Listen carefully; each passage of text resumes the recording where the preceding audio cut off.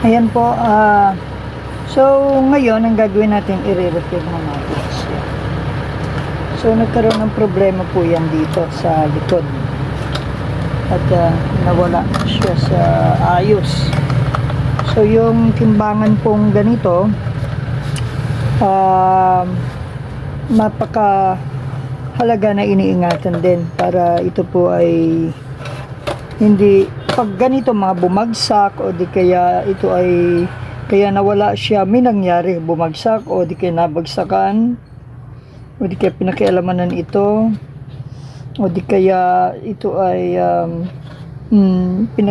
pinakialamanan sa loob, maaaring ganun po nangyari. So basta mga ganyan, katulad nito, dapat ito po lumalampas pa siya ng 10.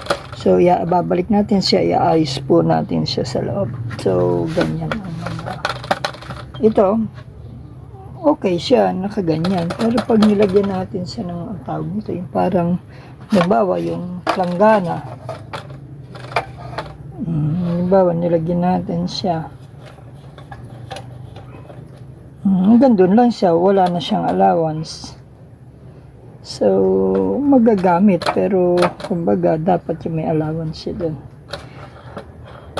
Okay. Saka masyado matigas. Matigas.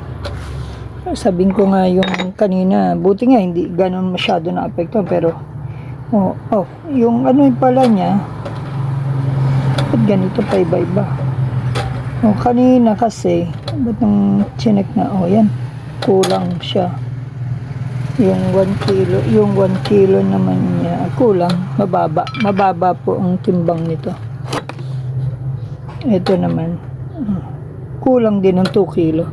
So, hindi accurate ito. Okay. So, ayusin na natin siya.